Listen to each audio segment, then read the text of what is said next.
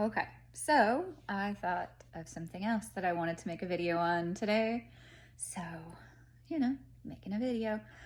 This one actually isn't going to call out anyone specific to my past, but rather influences that I encounter as I'm reading and researching and just finding out why it is that we do what we do.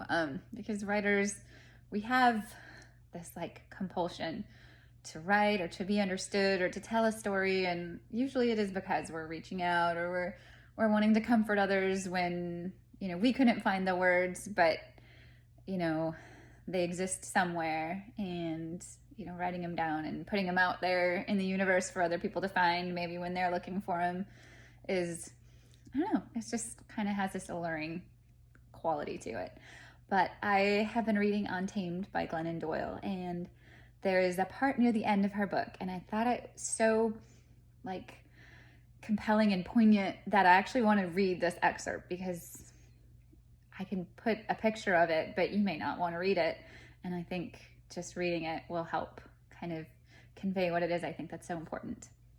But it is talking about artists and the conflictions and the things that we face, and why it is possibly that it's helpful, because it's, I don't know, as a professional, it's not necessarily okay to be these things, but as an artist, it is.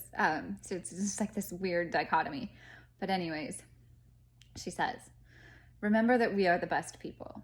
I'm an artist and an activist, so pretty much all my friends struggle with what our culture has defined as mental illness. These people are the most alive, passionate, kind, fascinating, and intelligent humans on earth. They live different kinds of lives than the types we are trained to aspire to.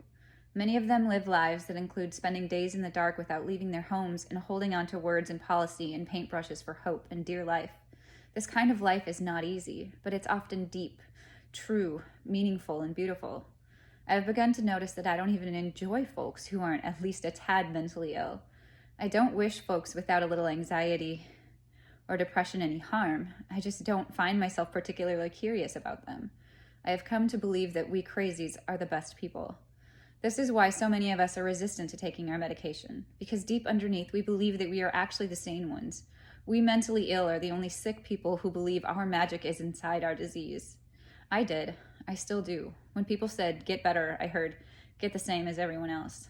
I knew I was supposed to hang my head and declare that my way of being was dangerous and wrong, and everyone else's way was better and right. I was supposed to get fixed, join the troops, and fall into line. Sometimes I desperately wanted that, because living my way was so hard. Sometimes I could make myself accept that my inability to live lightly and pleasantly in the world I'd been born into was chemical, and I needed help integrating like everybody else does. I needed to say uncle and admit, it's not you, world, it's me. I'll get help. I need to get better. I need your science.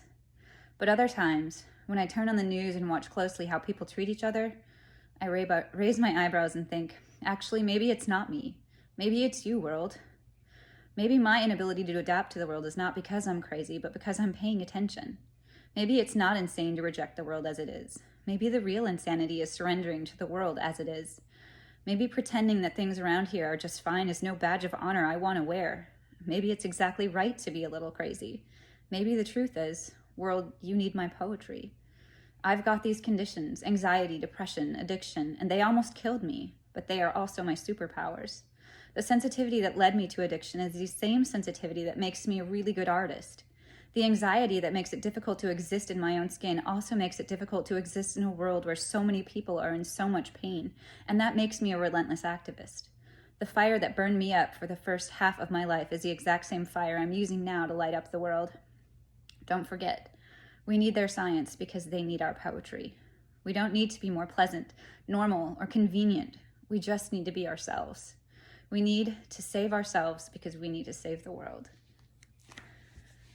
I read that over and over. I even made Derek read it last night because I just was like, it's important. And it's a struggle that I face and have always faced. People ask, when did you decide that you were a writer? How do you know that you're a writer? And it's like, I, for the longest time, had to say, well, I'm not a dentist, because then I am a writer. But I am both things. And dentists, we were trained and taught you can't be flawed. You've got to, fall in line. You've got to follow these rules. And, as an artist, it was like, I want to defy all of these rules and I want to address the ugly and put it all out there. And I love when other people say it so poignantly and they're embraced for it. And I can read those words and know, hey, this is a successful human being making it a life and being lauded for it. And, not just my dentistry is going to be something that I hope and look to change the world and impact people's lives, but I can also do it through writing. And yeah, I kind of thought that was cool.